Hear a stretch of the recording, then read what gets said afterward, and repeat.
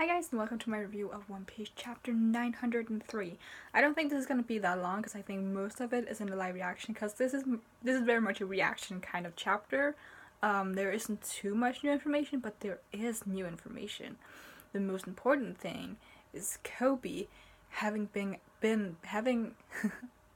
Kobe was at the Rocky Port incident which is what kind of, Law is not known for that, but he was there. He's the reason it happened. He is the root of the Rocky Port incident, and apparently Kobe was like the hero of that incident. So their paths must have crossed at some point. They probably met. I don't know. Like they said, he saved a lot of civilians. So did that mean he helped like save them or like fight against Law? Because we don't know what Law did. So that's quite interesting, and I hope that will come up because we're going back to where Law is. Like we're all going to Wano now. Law is gonna be there, so hopefully we'll get more of that. Maybe because how else would we learn? It's not like Kobe's gonna tell us. And I don't know. I don't know who else might know, because the thing would have been like public. So the only one who's like really unaware of this would be Luffy, who wasn't allowed to have any outs. He didn't get access to knowledge or news in 2 years, and that's Rayleigh's fault, not his own. We had bounty increases for Luffy and Sanji. Slightly disappointed at least that Brook didn't get one, or that that Carrot didn't get one. But I suppose if Carrot ended up getting one, she would kind of be forced to join the crew, I suppose. And I would rather have her make that decision by herself rather than being forced into it. So maybe like if she ends up joining, like I wouldn't care either way. I think she would fit, and I also think it wouldn't be sad if she didn't. But she's at least one of the few people I would accept to the crew. But I would like her to like make that decision in Wano, and then if she is going to join, she could get a bounty afterwards. But it also depends on how everything goes down, because it is a closed out country, so if nothing gets out or no information gets out, that would also make sense. Unless, you know, let's say they kill Kaido. But Luffy's bounty went up to 1.5 billion, which is insane. That's 500 million more than Katakuri. Was Katakuri exactly 1 billion? Or was it a little more? It's at the very least 500 million more than Jack. And we're going there next. But of course, bounties shouldn't be a way of power scaling, but it is really cool. And it is, I think I've said this before, like, you can use them as, like, loosely of power scaling, but Luffy's will probably always be a little more than his power scale, just because he's a captain and he gets a lot of credit for things that he hasn't done. Like sometimes he doesn't even get credit for the things he's done, but like here's like, oh, he was the mastermind behind all these things, and it's like, sure, Luffy was a part of it, but he was not the mastermind, although he did go along with the plan. Like Luffy is the kind of person to have a loose plan and then kind of wing it when everything goes wrong. So yeah, but it is like, because he does have people under him, even if, you know, they're more self-proclaimed than he took them in. And he does also have territory, like he has Fishman Island, which he did declare himself. I don't know if he like, I don't think he has Dressrosa, but I don't know what Dressrosa would be under. I forgot.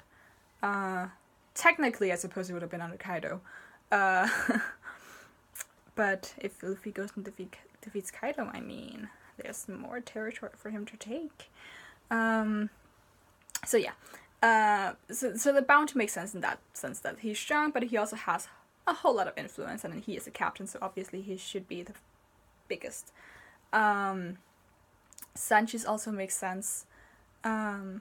Just again for the name and stuff like that, because he is very annoyed that with the name comes this big bounty, but that also makes sense. And going into the Sanji thing, we had the raid suit thing, and I know a lot of people really wanted him to get like either to awaken something within him, because they are these not artificially made humans, like they're not homunculus, but they are like science experiments. And his brothers and his sister has these things that he doesn't have because of, what was her name, Sora, who did all those things, to try to make sure that stuff. So a lot of people either want him to awaken those abilities or to have some of that science, and I know some people wanted him to get a raid suit, and now that he has one, it makes sense for him to use it, because why not? Either, like, the only reason that, like, and that's kind of far-fetched for the raid suit to be introduced would be for Frankie / Usopp, but more likely Frankie, to look at it and use the technology for their advantage rather than Sanji using it, but it makes more sense for Sanji just using it now that they have it. But I am still with Sanji on the standpoint that I don't think he should use it. It's not his power, it's something that he doesn't want to associate with. And sure, it is a weapon that could come in very handy, because technology, as Nami and other people state, like Luffy and Chopper say it, but they just want laser beams, like they always do. But especially from Nami's standpoint, like all of her thing, like her entire thing is science-based. And you should take advantage of science, because science is a good way to win fights. Like, Luffy even takes a bit, like, I've said this before, one of my favorite fights, if not my favorite fight, is Luffy versus Enel, because the way that Luffy beats Enel is by using science. And I like science. So, it is, like, a big thing for them to have, because it is this very nuanced and, I don't want to call it foreign technology, but it's definitely something that a lot of people won't get their hands on, and it's very unknown for a lot of other people. Like, that's why the Germa are desirable for Big Mom, because they have this new and advanced science. So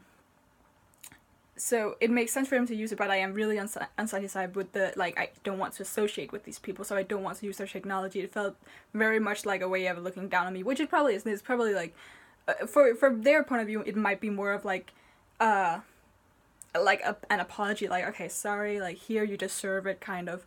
But I'm still on Sanji's side with he shouldn't use it, but I expect for him to do, but I would much rather see them, like, extract the science from it, and for them to learn about what the science is, because I think that could be really great for Frankie as well. Like, a lot of people talk about, like, giving the Sunny an upgrade, and I believe a lot of other things could have upgrades, like maybe not Nami's weapon, like, she just got an upgrade, but maybe Usopp's weapon, or like, as much as I love for Luffy to be, like, a hand-to-hand fighter, like, that's his style, I would love for him to have, like, a little weapon, like, kind of like Nami's claims, like, I would love to see him, like, have, like, a staff as, like, a backup, just because he used that as when he was a child, and not something regularly, just, like, something, like, maybe in, like, small fights when you have, like, a bunch of Marines or a bunch of pirates coming towards him, and then he could just, like, pull off his staff and just pew. I mean, he can do that with his fists as well, he can stretch, but, you know, I just want to see him fight with weapons. Or other people, Robin, I don't know, someone, because science is just such a good thing, and I think, like, it's a good way to use Frankie's, abilities to, yeah, science. What else do I want to talk about? We have cameos, but it's, like, they're more interesting to react to, because it's like, oh my god, it's Blackbeard, oh my god, it's Shanks, oh my god, it's Kaido, oh my god, it's Big Mom. So yeah, that's really nice. Kobe was just really cool. I'm just, like, quickly going through the chapter again to see if I missed anything important. Because this is just a regular, I just talked about this in the live stream, it's the very regular, we go through all the things, people reacting to the fact that this news is coming out. Crocodile was definitely my favorite cameo there. I love him a lot. I want to see him back so badly. I think that was mostly what I wanted to talk about. Oh no, big thing. They kept Zeus. Because you just casually do that. There's a lot of questions here, because the fact that they kept Zeus really helps the theory that Big Mom will come after them, because there's no way she would not be able to detect where Zeus is, because he's literally part of her soul. And he might not be there as a spy, but he could become one, like unwillingly, because he does seem like just Nami's slave at this point, but he can be tracked 100%. And as Big Mom said in this chapter, Luffy's gonna pay for this. I mean, he's not, but he's gonna pay for it from Big Mom's point of view. So, I think this helps the theory a lot that she might come after him. Whether it will be while they're at Wano or afterwards, who knows? But it definitely means they'll meet again. I'm sure of it, because I mean, as much fun as Zeus is to have around, I don't see that as a permanent thing, just because it has Big Mom's soul inside of it. I don't think Big Mom would let that go. I mean, she wouldn't let Luffy go. I don't know why I was about to call him Straw Hat there. I am assuming my Big Mom personality. But no, I really think that Zeus being here helps the theory that she's gonna come after them fairly soon. And they won't just meet again because they'll go back to her, or it'll be like a chance to meet, like she will be pursuing them, and she will be able to pursue them because she has a part of her soul on their ship or on one of their people.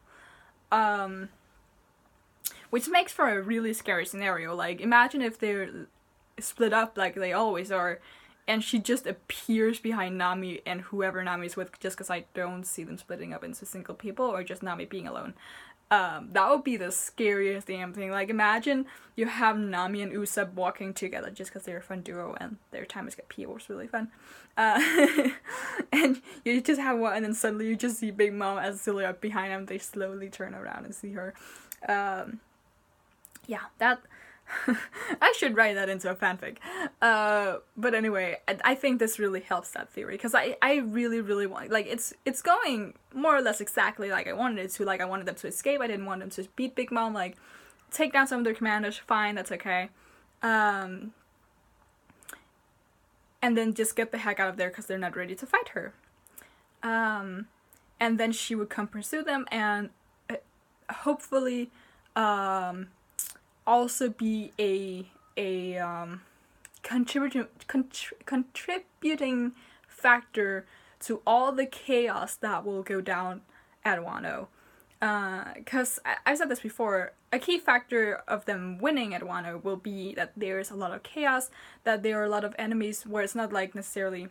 I had this prediction for Whole Cake Island as well, but I think it's more likely to happen at Wano, because I know there's a lot of theories about like having all the worst generation there and all of them ganging up on Kaido, but I think it's a lot more fun if it's like you have 10 different sides, maybe not 10, but like, you know, you have a lot of different sides and they're all fighting. Like, a lot of people will be fighting to maybe kill Kaido, but they would also be ready to fight each other for that honor. Because as cool as the Law Kid Luffy alliance is, even if it's just a temporary alliance for Kid, they're not really that compatible in personality, and I would just much rather see like this crazy battle royale. So it's like you have Kaido trying to kill Luffy, you have Big Mom trying to kill Luffy, you have Luffy trying to beat Kaido, you have Law assisting Luffy, you have the samurai who are doing whatever, you have So and other people who will be there assisting Luffy, but you will also have Kid who doesn't want to... He'll probably want to take advantage of Luffy by not allying with him, but wanting to kill Kaido. You'll have Basil Hawkins there, you'll have Apu there, you'll have Extract there, you'll have other people there. I would love for all of the Worst Generation to not be there. I don't like... Because I know that's a very popular theory, but I don't want this to... Like, I know it's gonna be really big. Like, don't get me wrong, this is gonna be really big. But I don't want everyone to be there, because I want it to be like a point of, this is really cool. This is the biggest thing that's happened in the series, but there is potential for this to look like nothing compared to at the end. Because we've had that with Oda. He's like, oh, you thought Marineford was big? Wait till we get to the end, right? I want Wano to feel bigger than Marineford, but still when we get to the end, or when Wano's over, we'll be like, there's still so much potential for the final thing, for the final fight to be like just blow everything out of the water. And just to have like, because it'd be so cool, yes, to have all of the Watch Generation there. That'd be like the most epic thing. But I don't want to have it, and I don't want too many storylines to be put in, because you have to consider the fact that Oda will definitely give backstories to everyone. He will give backstory. He'll make you feel for every character that's there. And if we introduce too many characters, that's a lot of time we have to go into every character, which was what Dressrosa suffered from so much, because we needed all these characters. And I'm very happy that it happened in Dressrosa, where the arc by itself wasn't that, like, it wasn't that big of a deal. Like, stuff happened. I'm not gonna say it's not a big of a deal, but like, if half of it was like, deepening characters and making sure we understand who these characters are, so that when they reappear again in the story, we don't have to spend time on that, because then the story will be more important. I don't want Wano to become like that, and I don't expect Wano to become like that, but I don't want to spend too much time, because we, like, so a lot of people point out, like, when we started Whole Cake Island, it's not like I disliked Beige, I just did not give a crap about him. By the end of the arc, I totally gave a crap about him. And a lot about, like, Chiffon I cared about. Vito's still creepy, I mean. But I care about the Five Chain Pirates, to an extent, right? And we're definitely gonna get that with the others if they arrive, so I don't want that. I would like for them to be more relevant later on. Just, again, with the Bonnie thing, like, sure, we don't know shit about her, and there are, like, a million theories about her, but I don't want to get into her whole story if she, at this point now, does not seem relevant. And she just doesn't to me. The same with the maybe not. I mean... Rouge has already met Kaido, so I guess there's, like, but that's such a small little thing. And he still seems injured. Like, sure, it's been like a week, but I don't know. A week? It's probably been more than that. And who else do we have? I don't know. That might actually be all of them. And I also don't, like, I don't want Blackbeard to arrive. I don't know why Shanks would even be there. Because I want the story to be contained for just what it is, like the things that we've had at this point. Because we also have, like, Marco and stuff. We have so many characters, I don't want more. Like, do you get it? And I don't know why I'm in this conversation now. It's just because the next chapter we're gonna go into Wano, so let's just get it out there right now. I might just keep talking, actually. I said 5 minutes ago I would stop talking. Here we are. But no, let's talk about Wano. Let's just keep that conversation open. Yeah, so we're going into Wano next. Now I forgot actually what the initial plan is, because they were gonna get Sanji and they were, like, split up in 3 groups, and I remember Law was one of them because he would arrive in his submarine. There would be the Nekomamushi crew looking for Marco. Oh, and Law came with the samurai, I believe. I feel like this was actually, fun fact, I think I said that as a fun fact like a couple of chapters ago, but fun fact, the very first One Piece chapter I reviewed, which is no longer available because it was very bad. I don't believe it is, actually, or at least, but it was the chapter where they talked about, like, splitting up into these groups, like, this group is gonna go get Sanji, this group is gonna go get Wano, this is gonna go with Marco, because I remember talking about this. I remember that was the very first chapter I reviewed. But either way, they split up into these things, so the question is, who will we meet first? I forgot, because I believe they have a Vivre card of someone, but I'm not entirely sure who, because everyone has Luffy's Vivre card. But I don't... Is it Law's? Because I don't believe any of the other Straw Hats have a Vivre card. So it might be Law. I forgot. But we're gonna go meet up with them. I don't think Luffy's group are gonna meet them in next chapter. I think they might bump into some enemies first, or some an unexpected party. Or let's say it another way, I don't believe they'll bump into other Straw Hats in the next chapter. They might bump into other allies. another possibility, which I actually really hope will happen this chapter, is that we shift to Zoro's group, which I'm inclined to call Usopp's group, just because Zoro might assume the leadership role, but I don't think he'll be running the show. He's not, like, Zoro's not really the one to give orders in non, what can you call it, situation where it's not really called for, or where, like, Zoro's the kind of guy to mostly give an order when it concerns Luffy maybe not very personal, but he'll be like he'll tell Luffy to get his crap together if he's not really doing his best, or he'll assist Luffy when he needs to make a difficult decision or stuff like that, because he's a proper vice captain. And I know everyone's gonna hate me for calling him vice captain, but that's just my own interpretation of the story, because who the fuck else is that much of an emotional stabilizer to Luffy? Only Zoro, okay? You can also call him a first mate, which is probably more appropriate than calling him vice captain, because he doesn't actually assume the roles of a vice captain. He's just like the emotional support. So you can call him whatever you want. I'm gonna go back to saying first mate, okay? Someone is still gonna be like, actually, just shh. Just shh. We've had this conversation before. I lost my train of thought here, but I hope we go to Zoro next, and his group, just to see, because we did that with Sanji and them when they just before we left Dressrosa, we went to their group and we got the glimpse of them fighting some Kaido people and them being in So, and we saw what was her name, Milky, yeah, Milky. And stuff like that. Saw them having a little struggle. So I hope we get to see that too. I want to see what they've been up to and kind of like catch up in that mysterious way where it's like, oh, it's cool seeing them again, but we don't know what's going on. Because we don't know if they're like, have they arrived at Wano and are they like hiding, or are they like already in like full assault mode? Who knows? We don't know. Like, they might be arriving and they'll come to like a country that's already at war. Like, the war has started. That would be a fun way to start, actually, just like in the middle of everything and they have to catch up. Like, how did you get to this? Weren't you supposed to wait? Yeah.